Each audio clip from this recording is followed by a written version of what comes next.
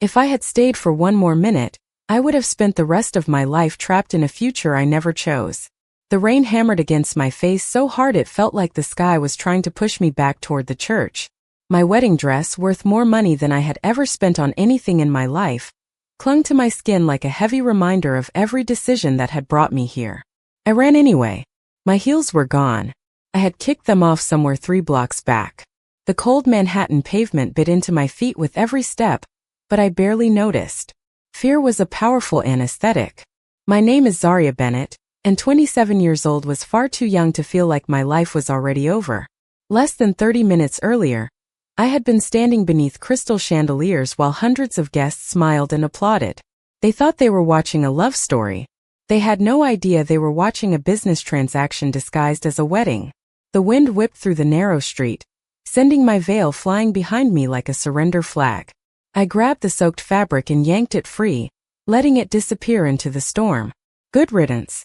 A car horn blared somewhere nearby. Headlights flashed across the wet pavement.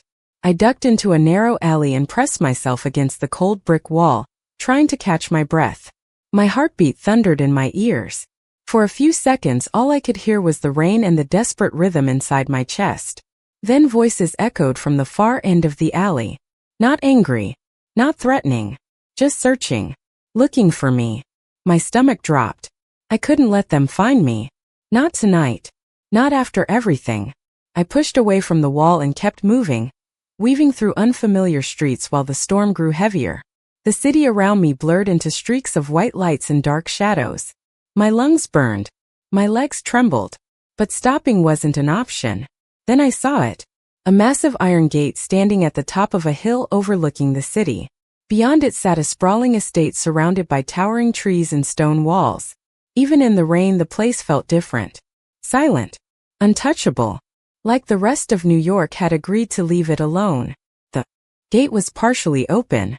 I hesitated. Every instinct warned me to keep running. But another glance over my shoulder was enough.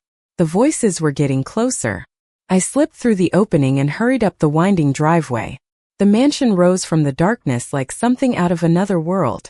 Warm lights glowed behind enormous windows. Safety. Shelter. At least for a few minutes. I didn't know who lived there. I didn't know why the place felt so intimidating. I only knew I was exhausted, soaked to the bone, and completely out of options. As I climbed the stone steps toward a side entrance, lightning flashed across the sky. For a split second, the entire estate lit up around me. And somewhere deep inside, a strange feeling whispered that this wasn't a place people stumbled into by accident. I froze at the side entrance, my hand hovering over the bronze handle, while rainwater dripped from my fingertips onto the stone steps below. The mansion seemed impossibly quiet. No music. No voices. No signs of life at all. Just the distant rumble of thunder rolling across the city. Every instinct told me to turn around and keep running, but exhaustion had settled deep into my bones. My legs felt heavy. My feet ached from crossing half of Manhattan barefoot, and the cold had started to creep beneath my skin. I twisted the handle slowly. To my surprise, the door opened. Warm air immediately brushed against my face. I stepped inside and closed the door behind me as gently as possible. The contrast was almost shocking. Outside, the storm felt wild and endless. Inside, everything was calm. The polished marble floors reflected the glow of elegant wall sconces. Massive paintings hung from the walls. Fresh flowers sat in crystal vases. The entire place looked like something from a magazine designed for people who never had to worry about rent payments or overdue utility bills. Water pooled beneath my dress as I stood there trying to decide what to do next. Maybe I could find a closet. Maybe a laundry room. Somewhere hidden where I could rest for 10 minutes before leaving. That was all I needed. 10 minutes. I moved carefully through the hallway, afraid that every step might trigger an alarm. The silence only made the mansion feel larger, more intimidating. Whoever owned this place clearly valued privacy. I turned a corner and nearly stopped breathing. Through a floor-to-ceiling window, I saw black SUVs parked outside near another entrance. Several men stood beneath an overhang, speaking quietly into earpieces. Security. Serious security. My stomach tightened.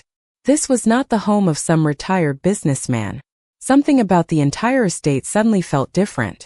Powerful. Untouchable. I backed away from the window immediately. The last thing I needed was for someone to spot me. My pulse quickened as I continued down another hallway. Then I heard it.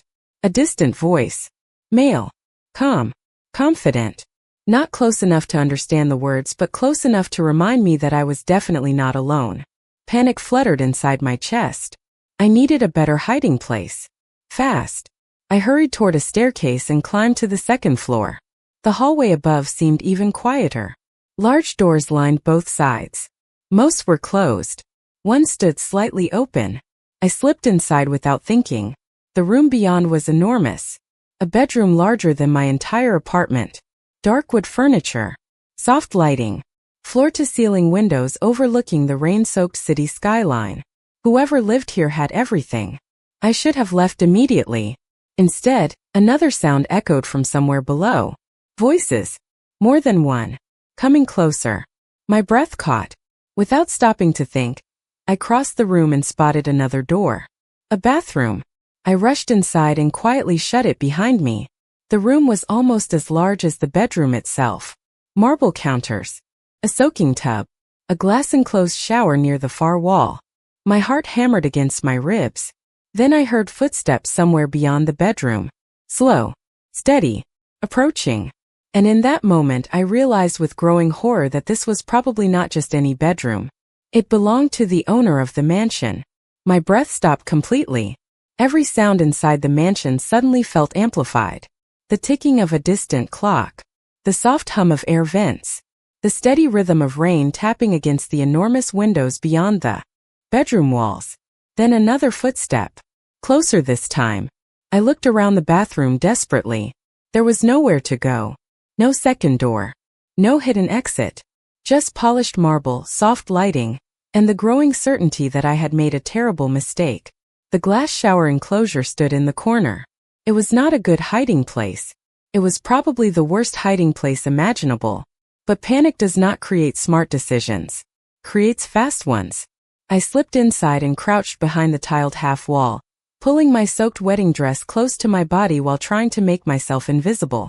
My heart hammered so loudly that I was convinced anyone entering the room would hear it immediately.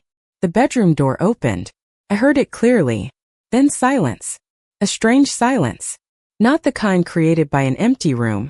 The kind created by someone standing perfectly still and observing everything around them. My stomach tightened. Whoever this person was, they moved differently. Patiently. Carefully. Like someone accustomed to being in control. A few seconds passed. Then came the faint sound of a jacket being removed and placed somewhere nearby. Another sound followed.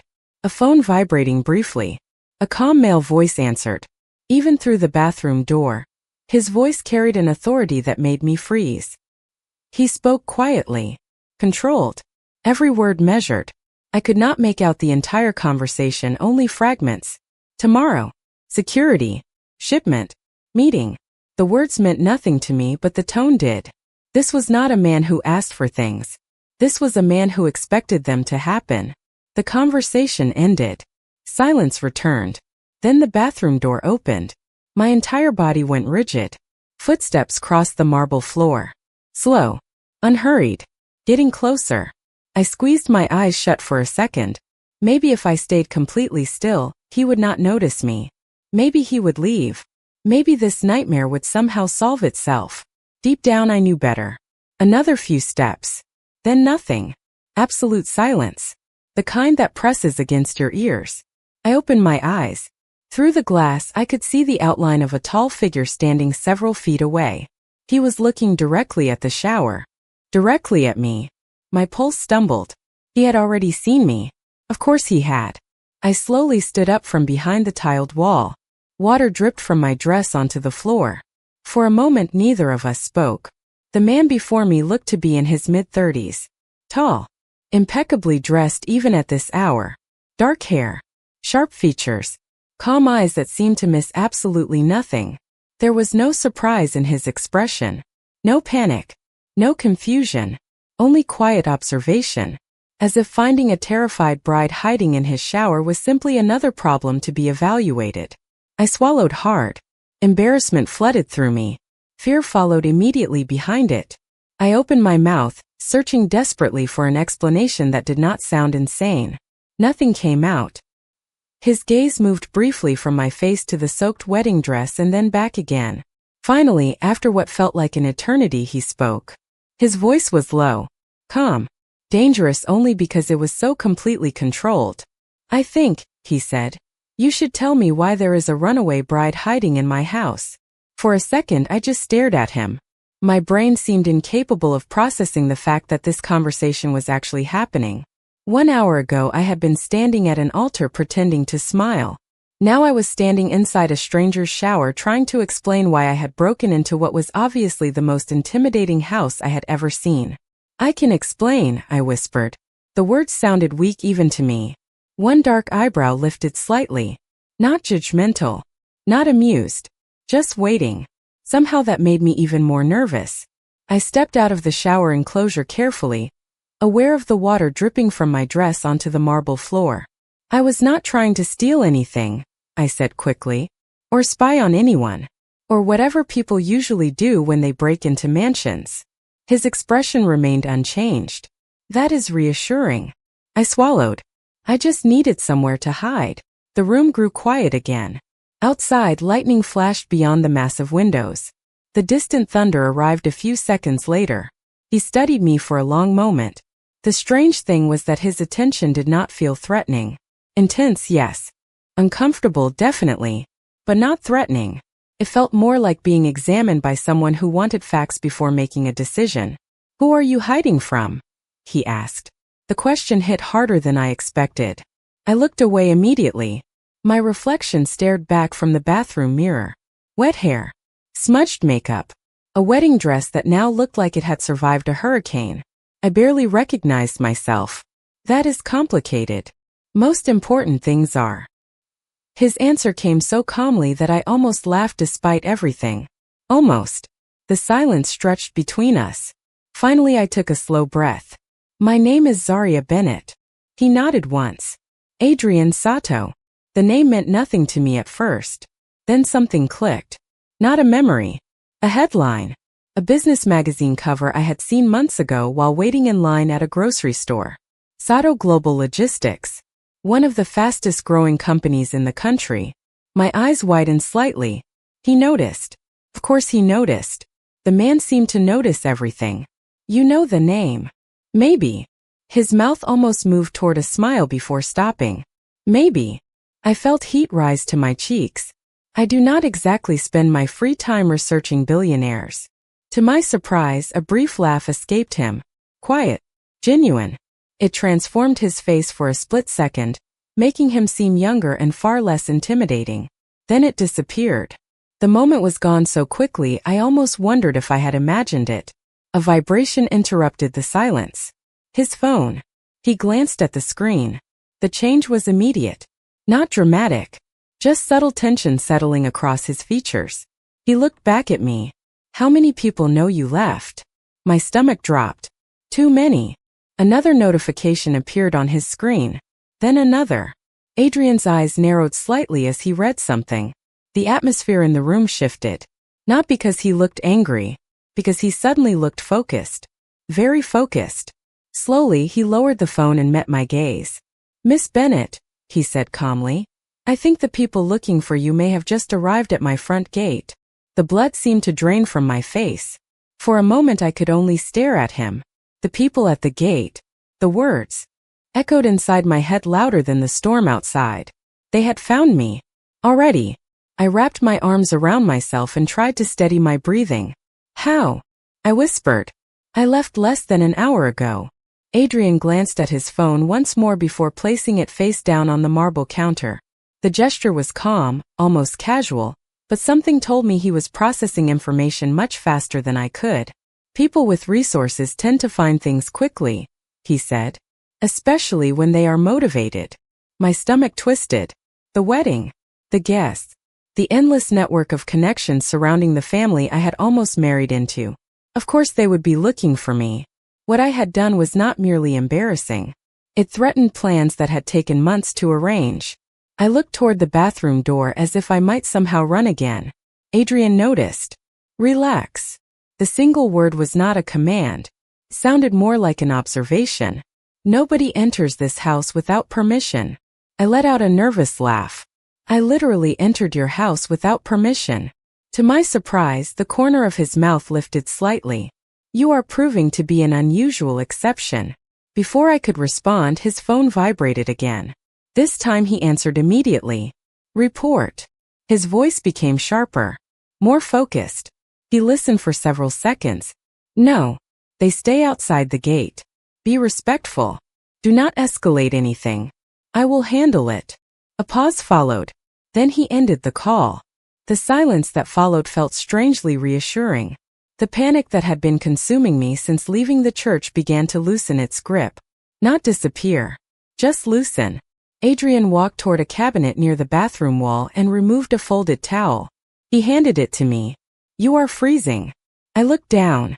My hands were trembling. I had not even realized it until then. Thank you. The simple kindness caught me off guard. Most people would have called security. Most people would have demanded answers first and offered help later. Adrian seemed to operate differently. You should change into something dry, he said. My staff can arrange clothing. I blinked. Your staff? Yes. At midnight. They will survive the inconvenience. Another small laugh escaped me before I could stop it. For the first time all night, I felt something unfamiliar. Safe. The realization startled me. I barely knew this man. Everything about him should have made me nervous. The mansion, the security, the quiet authority in his voice. Yet standing here, soaked and exhausted, I felt safer than I had felt in months. Adrian studied me carefully. There is something else, is there not?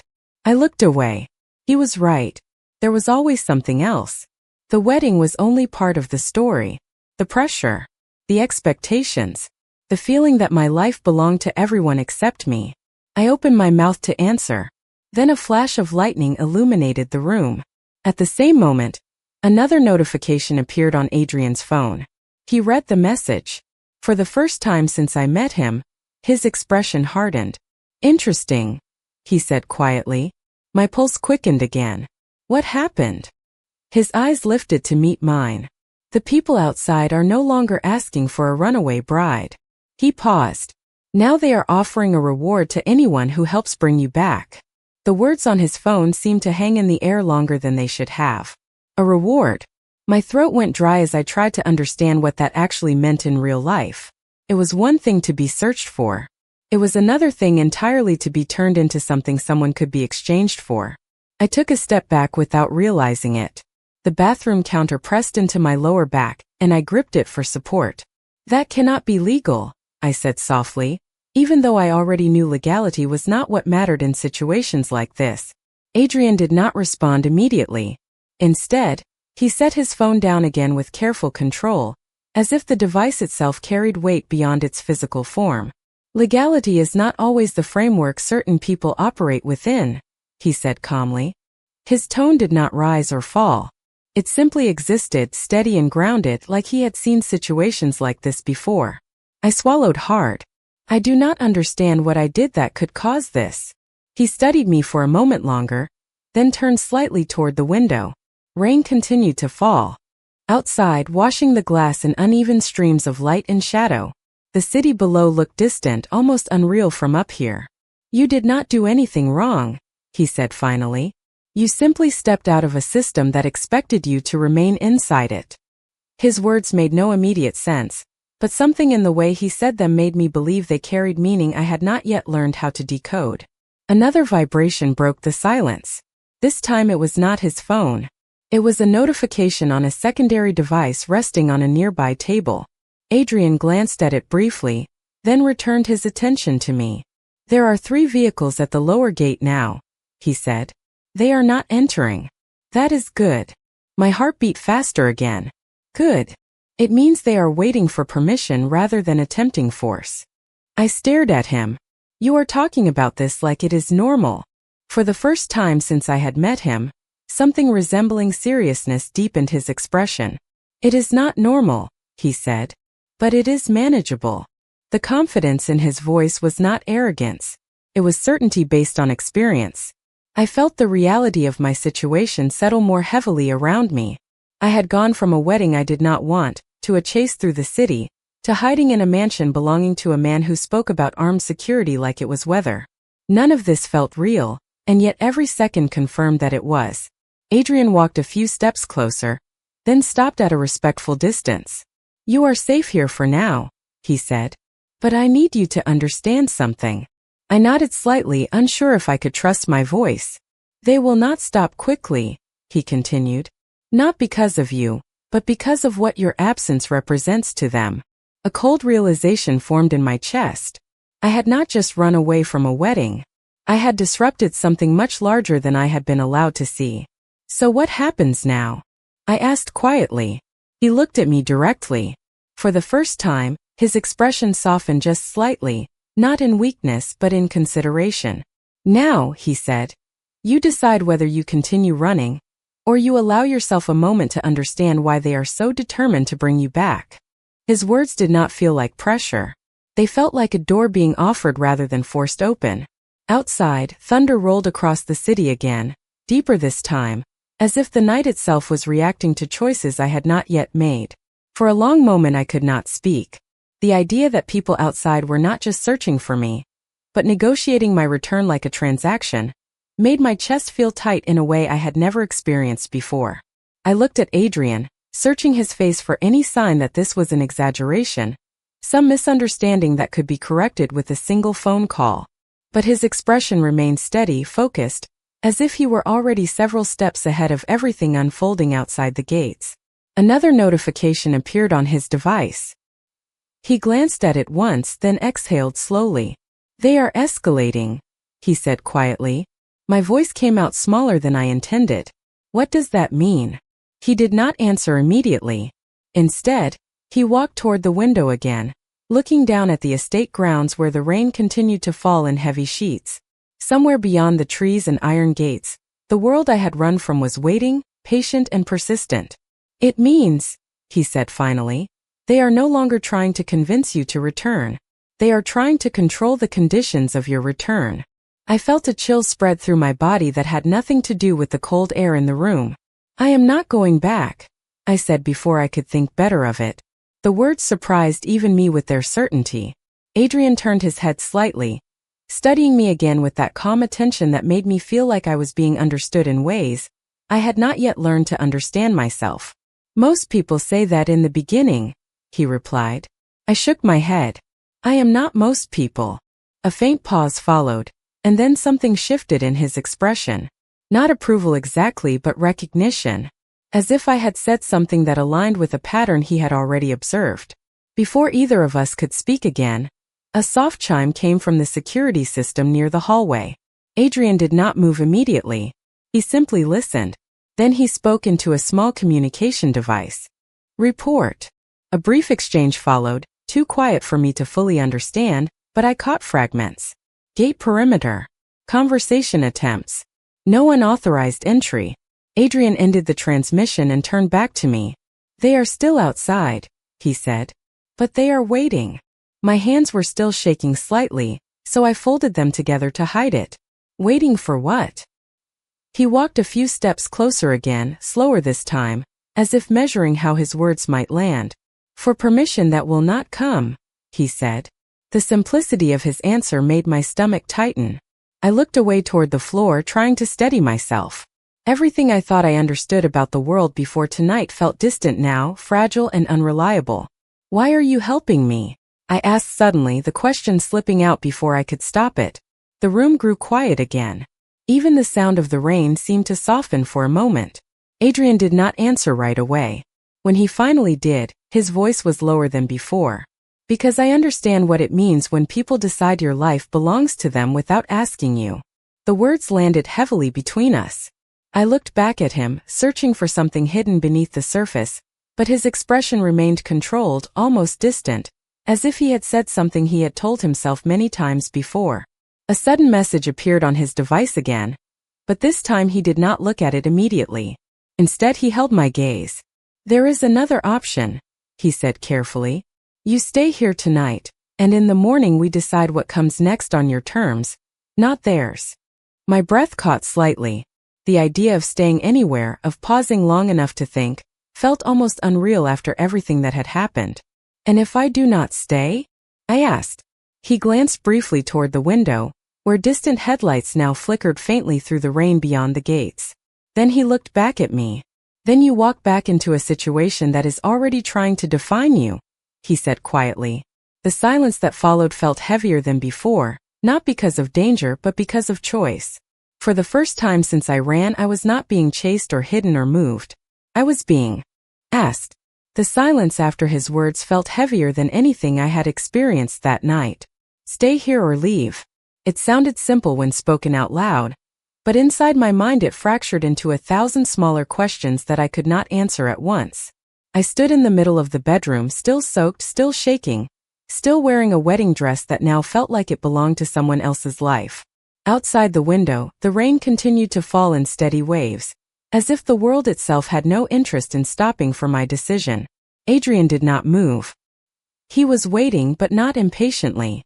It was a different kind of waiting, the kind that respected silence instead of trying to fill it. I looked toward the door, then back at him. Every instinct I had developed over the past few hours told me to keep running, to keep moving, to never stay in one place long enough to be found again. But another part of me, quieter and unfamiliar, was exhausted from running. If I stay, I said slowly, my voice uncertain, what happens tomorrow? Adrian did not answer immediately. He walked toward the edge of the room, where the light from the hallway touched the polished floor. Tomorrow, he said, you wake up without people deciding your direction before you open your eyes. The simplicity of that sentence made my chest tighten. I had not realized how rare that concept was until he said it. He turned slightly, watching me carefully. But staying means you accept that your situation is no longer invisible, he continued. It becomes managed, contained, protected. I frowned slightly. Protected by you? A faint pause followed. Then he nodded once. Yes. The word should have made me more afraid. Instead, it made me feel something unexpected. Relief mixed with uncertainty, like stepping onto solid ground after hours of unstable footing. I walked slowly toward the window, looking down at the gate far below. The lights from the vehicles were still there, faint but persistent, like they had no intention of leaving. Why would you do that for someone you do not know? I asked quietly. Adrian moved closer, stopping a few feet behind me. His reflection appeared faintly in the glass beside mine. Because I know what happens when people believe ownership is the same as love, he said. His tone was controlled, but there was something underneath it that I could not fully read. Not anger, not sadness, something more contained. I turned slightly to look at him. And you think that is what this is? I think, he replied carefully, that you ran because you already understood it was not love. The truth in his words unsettled me. Not because it was shocking, but because it felt accurate in a way I had avoided admitting to myself. The mansion seemed quieter now, as if the world outside had faded slightly into the background. Another notification appeared on his device, but he did not check it immediately. Instead, he held my gaze. There is no pressure in this decision, he said, but there is consequence in both directions. I exhaled slowly, wrapping my arms around myself. The weight of everything I had escaped pressed in again, but now it was joined by something else. Possibility.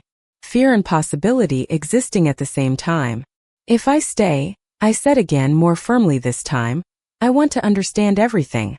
No secrets. Adrian studied me for a long moment. Then he nodded once. Agreed. The word was simple, but it shifted something in the air between us. Outside, the rain continued to fall, but inside the room, for the first time since I had run, I was no longer moving away from something. I was standing still. The room felt different after I said yes. Not because anything physically changed, but because something inside me had crossed an invisible line. I was no longer simply hiding. I was staying. The realization came slowly, like a delayed echo finally reaching my mind. Adrian did not speak right away. Instead, he turned slightly toward the window again, as if giving me space to let the decision settle fully. Outside, the rain continued to fall over the estate in steady waves, and the distant lights at the gate still flickered faintly through the trees. I followed his gaze for a moment before speaking. What happens now? I asked quietly. Adrian glanced at his device once, then placed it aside completely. That simple gesture felt intentional. Now, he said, we stop reacting and start understanding the full situation. I nodded slightly, even though I was not entirely sure what that meant. A soft knock came at the bedroom door. I flinched instinctively. Adrian did not. Enter, he said calmly. The door opened and a woman stepped inside. She looked composed, professional, and completely unaffected by the storm outside. Her dark uniform was perfectly pressed, and she held a small tablet in her hands. She paused briefly when she saw me, but her expression remained neutral. Sir, she said respectfully, the perimeter is secure. They have not attempted to breach the gate. They are still requesting communication through legal representatives. Adrian nodded once. Maintain distance. No engagement. Understood, she replied, then looked briefly at me again before leaving the room quietly. The door closed behind her and silence returned. I turned to Adrian. So this is normal for you, I said, unable to keep the disbelief out of my voice. He exhaled slowly, as if considering how to answer. Not normal, he said, but familiar. That answer unsettled me more than I expected. I walked a few steps toward the bed, suddenly aware of how exhausted I truly was. My body felt heavy, my mind still caught between panic and confusion. Adrian moved toward the adjacent seating area and gestured slightly toward the bed. You should rest, he said. I hesitated. And you? He glanced toward another door in the room. I will be nearby. The words were simple, but something about them made the space feel less empty. I slowly sat down on the edge of the bed. The fabric was soft beneath my hands, too soft for the kind of night I had just lived through. For a moment, I just sat there, listening to my breathing, trying to convince my mind that I was not still running. Adrian remained standing near the window again, his attention divided between the outside world and the quiet inside the room. After a long silence, I spoke again. Why me? The question came out before I could stop it. He turned his head slightly. That is not the right question, he said. I frowned. What is the right one? He studied me for a moment, his expression unreadable. Why did they believe you mattered enough to move so quickly? The question lingered in the air. I had no answer for it. Adrian walked toward the door leading out of the bedroom, then paused. Sleep, he said quietly. You are safe here tonight. Then he left. The door closed with a soft sound that felt final in a strange way. I remained sitting on the bed, staring at the floor as the rain continued outside, and for the first time since I ran, I was not thinking about where to hide next. I was thinking about what had just begun.